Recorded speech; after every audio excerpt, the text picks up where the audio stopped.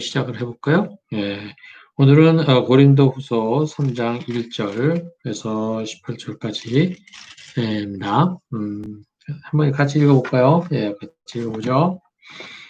어, 우리가 이렇게 말하는 것이 우리 자신을 지켜 올리는 말을 들었는 것입니까?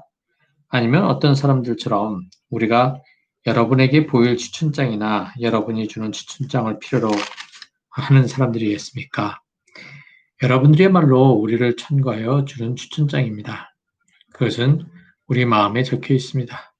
모든 사람이 그것을 알고 있습니다.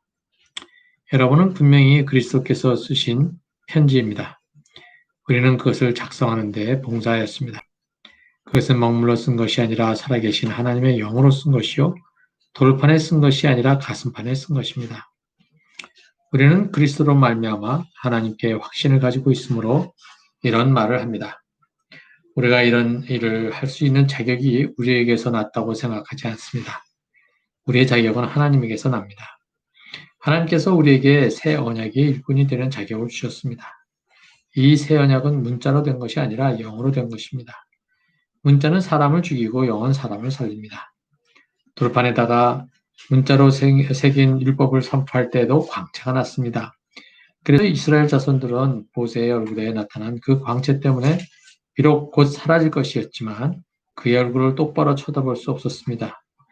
죽음에 이르게 하는 직분에도 이러한 영광이 따랐는데 하물며 영의 직분에는 더욱더 영광이 넘치지 않겠습니까?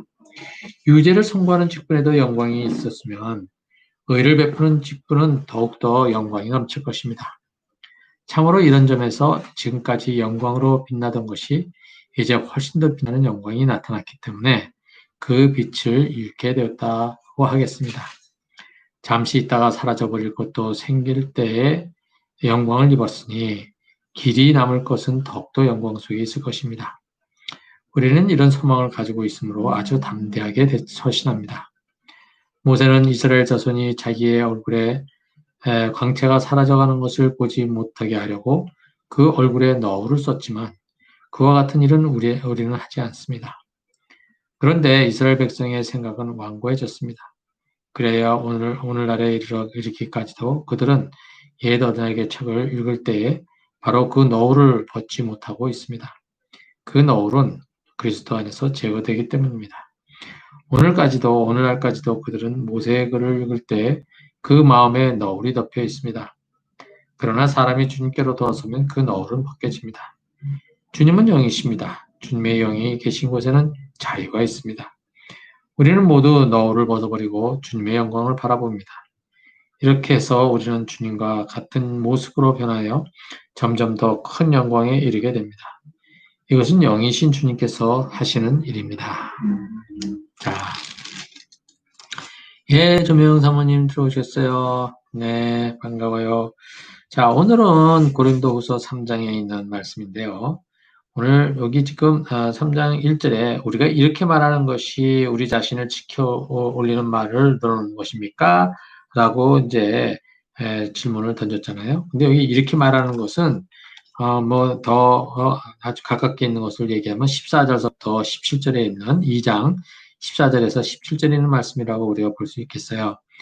여기 지금 얘기한 게 사도 바울이 자기와 함께 사역하는 그 팀 있지 않습니까? 팀을 두고 그리스도를 아는 지식의 향기를 어디에서나 풍기는 그러한 사람들이다 이렇게 얘기를 했죠. 그리고 그 예수님께서 개선 행렬을 가실 때 거기에 동참하게 한 그런 특권을 누리고 있다. 이제 이런 얘기를 14절에 했어요.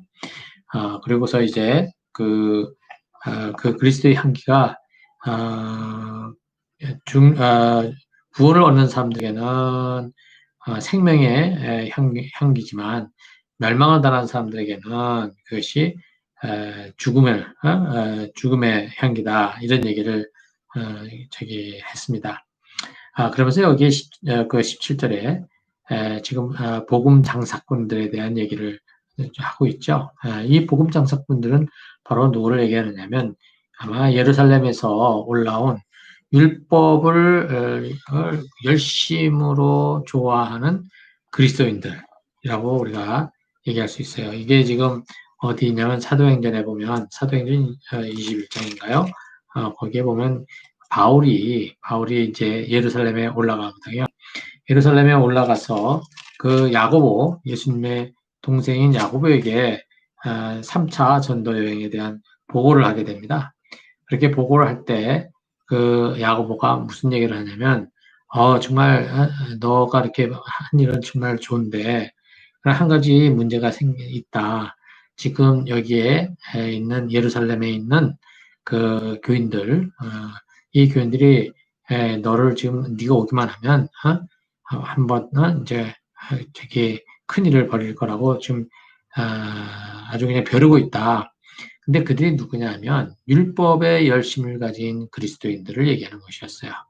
그러니까 그들이 그리스도를 따르는 사람들로 이제 자기들의 삶을 이제 선택했지만, 그러나 그들은 여전히 그 하나님의 모세 율법, 그 모세 율법이 그 하나의 그 뭐랄까요, 어, 지금 예수님의 법, 이거 새로운 언약, 이것을 어, 음, 뭐라고 그래야 되나요? 이 새 언약이 옛 언약을 넘어서지 못하는 것으로 그렇게 얘기를 하는 거죠. 다른 말로 얘기해서 그 구약의 모든 율법을 지키지 않으면은 아무 예수님을 따른다 해도 그것은 제대로 된 하나님의 나라에 들어갈 수 없다. 이제 이런 식의 얘기를 하는 그걸 보여드립니다. 그래서 이제 이 바울이 그 아주 노골적으로 그들은 장사치다 이제 이렇게 얘기를 한 것이죠. 자, 여기 3장 1절에서 우리가 이렇게 말한 것 지금 바로 위에서 얘기한 자기들 참다운 복음의 그 전파자에 대한 라고 얘기한 자기들에 대해서 얘기를 한 게 우리가 스스로 우리 자랑 지켜오려고 한 말이냐 이제 이런 얘기를 하는 거죠. 그리고 이제 여기에 보면 어떤 사람들처럼 우리가 여러분에게 보일 추천장이나 여러분이 주는 추천장을 필요로 하는 사람들이겠습니까? 이렇게 얘기를 하고 있죠. 거기에 율법의 열심인 그리스도인들, 그들이 이제 사도의 행세를 하면서 이 고린도 교회로 온 거죠. 한마디로 거짓 사도가 되는 것입니다. 그 거짓 교사와 거짓 사도들이 자기네들이 얼마나 신뢰받을 만한 자들인지를 이제 얘기하기 위해서 예루살렘 그 교회에 어떤 추천서를 만들어 가지고 온 것 같아요. 그래서 자기들이 크레딧을 갖다가 이제 거기서 보여주려고 그런 것이죠. 근데 바울은 우리는 그런 것이 필요 없다 이제 얘기를 하는 거예요. 우리는 그러한 식의 추천할 필요 없고 너희들 그 고린도 교회 교인들 자체가 우리의 추천서다라고 2절에 얘기를 하고 있는 것이죠. 그러면서 이제 3절에 보면 여러분이 바로 예수 그리스도께서 쓰신 편지다, 추천서라는 거예요. 그래서 그것은 이제 뭐냐면 바울이 그들을 그 예수님께로 인도한 자들 아닙니까? 그러니까 저들은 그냥 문서로 자기들의 그 존재를 갖다가 다른 사람에 의해서 그 쓴 추천서에 의해서 자기들의 존재를 이렇게 증명해야 되지만 바울 자신은 나는 너희들이 바로 나를 통해서 예수님을 알게 된 사람들 아니냐. 그러니 너희들 자체가 곧 예수님이 나에게 써주는 추천서가 되는 거다. 지금 이렇게 얘기를 하고 있는 것이죠. 그래서 이제 3절에 보면 먹물로 쓴 것이 아니라 영어로 쓴 것이고 돌판에 쓴 것이 아니라 가슴판에 쓴 거다. 지금 이렇게 바울은 아주 그 대조를 짓고 있습니다. 바울은 어느 누구의 추천서도 필요하지 않다. 자기는 자기에게 추천서는 바로 고린도 교인들이고 그것을 인정하시는 분이 바로 예수 그리스도다. 지금 이렇게 얘기를 하고 있는 것입니다. 그래서 4절에 보면 우리는 그리스도로 말미암아 하나님께 확신을 가지고 있으므로 이런 말을 한다. 이렇게 얘기를 하고 있는 거죠. 지금 자기는 그 예수 그리스도를 통해서 하나님을 향한 그 분명한 그 믿음을 가지고 있기 때문에 자기를 그렇게 불러서 여기까지 오게 하신 그 하나님에 대한 확신을 가지고 있기 때문에 이렇게 말을 한다고 얘기를 합니다. 그러나 여기서 얘기하는 것은 5절에 우리가 자격이 있어서 그런 것이 아니라 하나님이 우리를 자격이 있다고 말씀해 주시고 그렇게 부르셨기 때문에 우리가 이렇게 얘기를 하는 거지 우리 스스로가 자격이 있다고 얘기를 하는 것이 아니라는 것을 얘기합니다. 자, 그러면서 이제 6절에 이렇게 얘기를 하죠. 음, 아, 여기에 그 6절에 하나님께서 우리에게 새 언약의 일꾼이 되는 자격을 주셨다. 이렇게 얘기를 하고 있어요. 그렇죠? 네. 내가 스스로 만들어낸 자격이 아니라 하나님께서 자격을 주셨는데 어떤 자격이냐면 새 언약, 옛날 언약, 옛 언약이 아니라 곧 율법에 따른 언약이 아니라 율법에 따른 그 일꾼이 아니라 새로운 언약을 이제 주셨는데 그 새로운 언약은 그리스도로 인해서 주어진 그 언약을 얘기하는 것입니다. 그래서 여기에 하나님께서 우리에게 새 언약의 일꾼이 되는 자격을 주셨습니다. 자, 그러면서 이제 이 새 언약에 대해서 이제 설명을 하고 있어요. 이 새 언약은 문자로 된 것이 아니라 영어로 된 거다. 문자로 됐다는 것은 결국 뭐냐면 율법을 얘기를 하고 있는 거고요. 영어로 된 것이다라고 하는 것은 결국은 성령께서 역사하시는 거라 이렇게 얘기를 하는 거죠. 문자는 사람을 죽이고 영은 사람을 살립니다. 이렇게 되어 있어요. 자, 그런데 이것은 어떻게 해서 살리게 되고 영으로 역사하게 되는 거냐? 바로 예수 그리스도를 어떻게 요 기반으로 하기 때문에 그렇다는 거죠. 네. 그래서 율법과 그 다음에 예수 그리스도의 십자가와 부활의 새로운 복음 이 두 가지를 갖다가 지금 대조를 하고 있는 것입니다. 자, 그래서 이제 계속해서 대조를 하고 있죠. 하나는 돌판에다가 문자로 새긴 것이고, 그런데 그 돌판에다가 문자를 새긴 것에도 뭐냐면 하나님의 광채가 나타났다는 것을 얘기를 하는데, 근데 그 광채는 오래 지속되는 것이 아니라 금방 또 사라져버릴 그러한 광채라는 거죠. 예. 그러니까 그렇게 이제 그 돌판에 세운 십계명을 얘기하는 거예요. 그것을 거기에도 광채가 일어나고 하나님의 영광이 나타나는데, 근데 그거는 사라질 것임에도 그렇게 나타나는데 하물며 영의 직분, 더욱더 8절에 더욱더 영광이 넘치지 않겠느냐 이렇게 얘기를 하고 하면서 아까 그 얘기했던 돌판에 새긴 문자 그것은 죽음에 이르게 하는 직분이다 이렇게 얘기를 하고 있어요. 자, 지금 율법을 두고 죽음에 이르게 하는 어떠한 직분이다. 율법을 다루는 자들, 다루는 것에 대해서 이렇게 얘기를 했는데 왜 죽음이냐라고 하면 율법은 어떻게 되는 겁니까? 율법은 인간에게 주어졌을 때 그것을 지키지 못하면 어떻게 된다? 불의한 자가 되는 것이죠. 하나님 앞에서 죄인이 되는 거예요. 그래서 이 죄인이 된다는 것은 곧 하나님과 어떻게 되는 겁니까? 관계가 끊어지는 것을 얘기하는 것이죠. 여기서 죽음이라는 것은 바로 그것을 얘기하는 거예요. 하나님과 관계가 어떻게 요? 끊어지는 것을 얘기를 하는 것입니다. 영의 직분은 뭐냐면 결국은 죽음이 아니라 생명을 얘기하고 있는 것이죠. 살아내는 것. 그러니까 예수님이 오셔서 하신 것은 결국은 이 죽음의 그 문턱에 있는 자들, 죽음 안에 있는 자들을 어떻게 해요? 다시 살리는 그러한 그 생명의 자리로 옮기는 것이 바로 예수 그리스도의 십자가의 사건이라는 것입니다.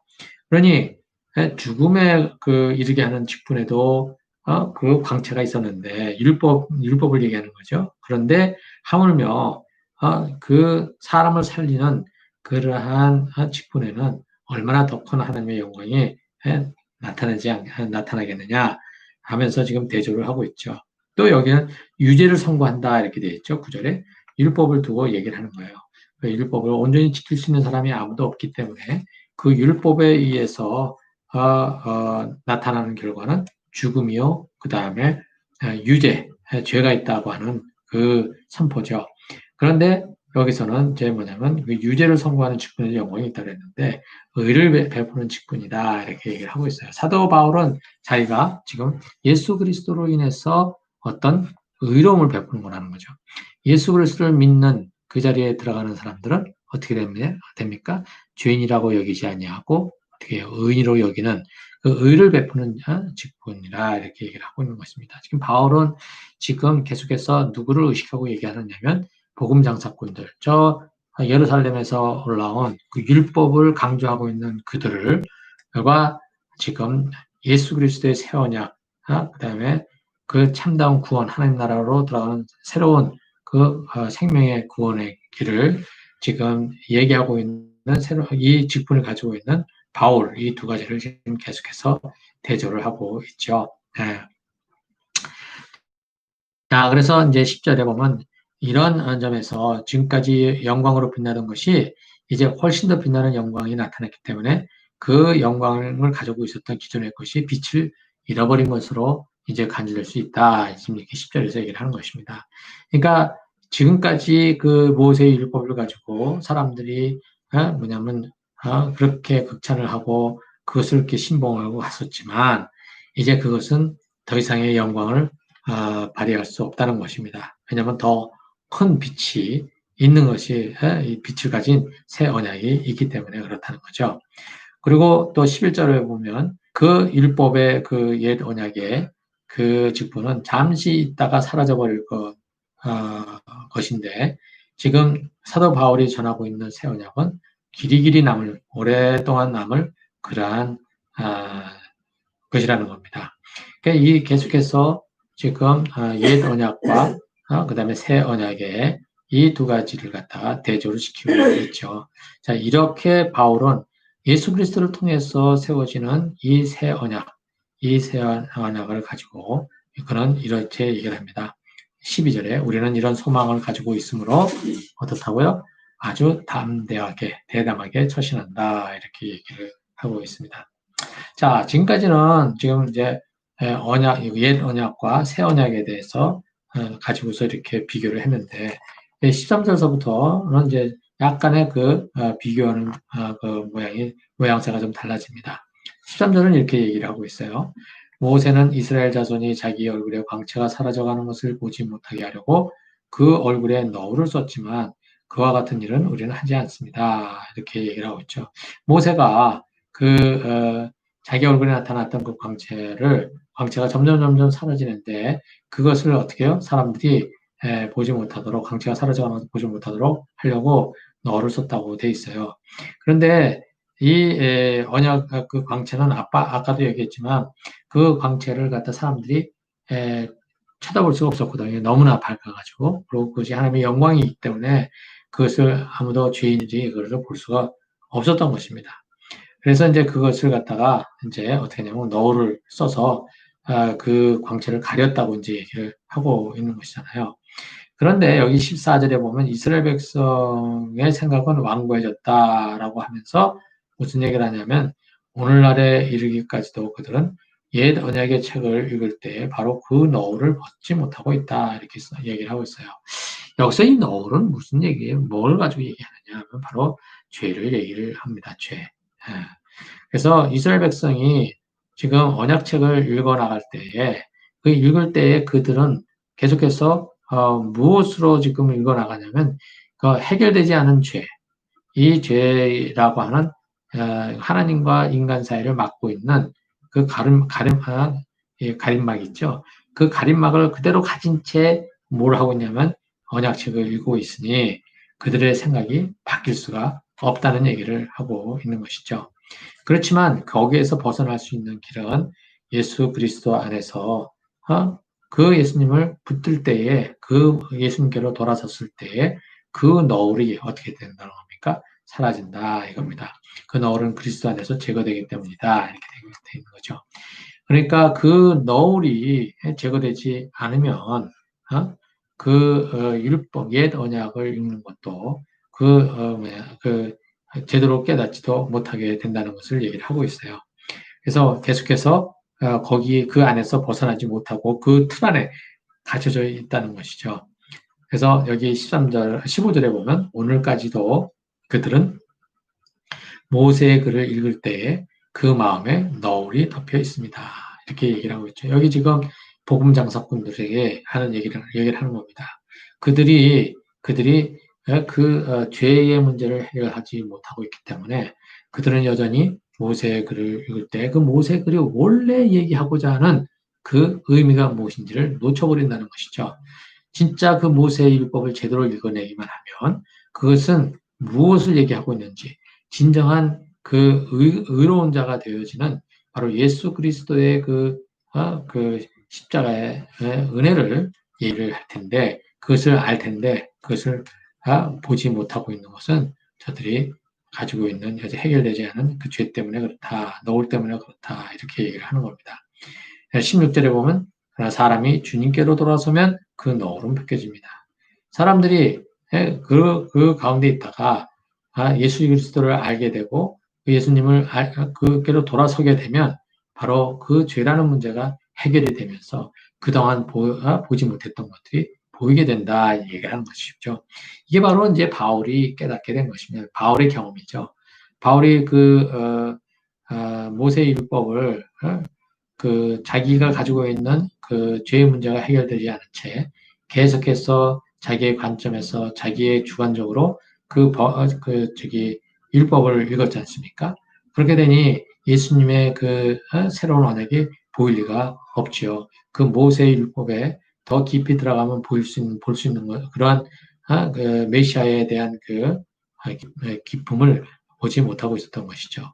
그러나 그가 다메섹 도상에서 부활하신 예수님을 만나게 되고 그가 돌아서게 됩니다. 그렇게 예수님께로 돌아서고 나서 보니까 부활하신 예수님을 만나고 나니까 거기에 어떤 것이 보이냐면 지금까지 자기가 읽었던 모세율법과 구약의 이야기들이 다시 새롭게 보이기 시작을 하는 거였어요. 그 모세의 율법은 옛 언약으로 이렇게 나타나 있지만 그 율법이 죄를 지적하고 그 다음에 죽음에 대한 죄를 지은 자들이 하나님과의 단절이 일어나는 것에 대한 그 정죄로서 얘기가 되고 있지만 더 깊이 들어가 보면 들어가 보면 거기에서 바로 무엇을 끄집어낼 수 있냐면 바로 예수 그리스도의 생명의 새 언약을 끄집어낼 수 있다는 것입니다. 그래서 이제 이 너울이 벗겨지는데 이제 죄가 되어지는데 그렇게 되는 그 역할을 하는 분이 바로 17절에 주님은 영이십니다. 주님의 영이 계신 곳에는 자유가 있습니다. 바로 성령께서 역사를 하신다는 얘기를 하고 있어요. 그러니까 이렇게 주님께로 돌아서게 되면 그 너울이 벗겨지고 그 다음에 새롭게 모든 것들이 보여지기 시작하는 이렇게 해서 율법으로부터 자유로워지는 죄로부터 자유로워지는 그 경험이 어디서 오느냐? 바로 성령께서 그렇게 역사하신다는 것입니다. 이렇게 모든 너울을 벗어버리게 되면 주님의 영광을 바라볼 수 있는 것이죠. 전에는 그 주님의 영광을 바라볼 수가 없었어요. 왜? 죄 가운데 있었기 때문에 그 광채를 바라볼 수가 없었던 것이죠. 그러나 이제 그렇게 너울이 사라져버리고 자유로워졌을 때 거기서 무엇을 보게 되느냐면 하나님의 영광을 이제 눈으로 볼 수가 있다 이렇게 얘기를 하고 있습니다. 이렇게 해서 우리는 주님과 같은 모습으로 변화하여 점점 더 큰 영광에 이르게 됩니다. 이것은 바로 이제 예수 그리스도의 부활을 우리도 이제 그 부활을 얻게 된다는 것이죠. 지금 현재로는 그 부활에 우리가 실체에 아직 우리의 부활에 대해서 거기에 접근하지는 않았지만 예수 그리스도의 부활로 인해서 어떻게 됩니까? 우리가 새로운 하나님 나라가 시작되어지고 그 나라에 우리가 동참하게 되면서 이제 그 부활의 나라의 그 삶의 그 모습들을 어떻게 해요? 점점 우리는 연습해 가고 있는 것이겠죠. 그렇게 돼서 점점 그 영광에 이르게 되고 결국에는 언젠가 그날이 오게 되면 거기에 우리의 육체적인 부활의 실체를 경험하게 되고 온전하게 주님과 함께 걸어갈 수 있는 그런 때가 오게 된다는 것이죠. 이것이 바로 영이신 주님께서 하시는 일이다. 이렇게 되어 있습니다. 성령께서 하시는 일을 지금 얘기를 하고 있는 것이죠. 우리 주님께서 지금 이 바울은 지금 복음 장사치들이 던지는 그 율법에 매이게 하는 그 율법으로부터 자유로워져서 그리스도 안에서 참 자유를 경험하고 있는 그 경험하고 있던 고린도 교인들이 이렇게 지금 다시 율법에 의해서 그 율법의 사슬에 매여서 주님 안에서 경험하던 그 자유를 어떻게 놓쳐버리는 그러한 안타까운 일들을 보면서 지금 이렇게 얘기를 하고 있는 것입니다. 저들이 전하는 가르침은 뭐예요? 죽음이요. 그 다음에 정죄다. 그럼 내가 여러분들한테 전했던 그 복음은 언약은 뭐냐면 생명이고, 그 다음에 자유이고, 그다음에 진정한 뭐예요? 하나님의 영광을 바라볼 수 있는 그러한 자리다. 이것을 자기는 그러한 복음을 전했다라고 얘기를 하고 있습니다. 참 바울이 일하던 양육했던 고린도 교인들이 어느새 그 바울이 이렇게 전했던 복음을 놓아버리고 저기 그 예루살렘에서 왔다는 그 추천서를 가지고 온 사람들, 마치 그들이 더 바울보다 더 큰 그 권위를 가진 사람이냐, 거기다가 마음을 두고 거기에 귀가 솔깃해서 그것을 따르려고 하는 것들을 이렇게 볼 때에 바울은 얼마나 속이 상했을까 이런 생각을 좀 해보게 됩니다. 이런데 참 아무리 설명을 해도 이게 일단 귀가 닫혀버리면 쉽지 않지 않습니까? 이러한 바울의 이 안타까운 마음, 이것이 여기에 이렇게 나타나고 있는 것 같아요. 우리가 그렇잖아요. 우리가 이게 참 알고 있는 그 진리가 있는데 주변에 그렇지 못한 얘기를 자꾸 엉뚱하게 하고 있고 또 교회를 나가면서도 복음의 어떤 분명한 진리를 잡지 못하고 이상하게 마치 점집에 나가는 것처럼 무슨 그 무당한테 가는 거나 같은 것처럼 그렇게 얘기하면서 그것이 마치 진짜 신앙인 것처럼 여기고 가는 사람들 있지 않습니까? 그들을 이렇게 바라볼 때 우리는 참 안타까운 마음이 들죠.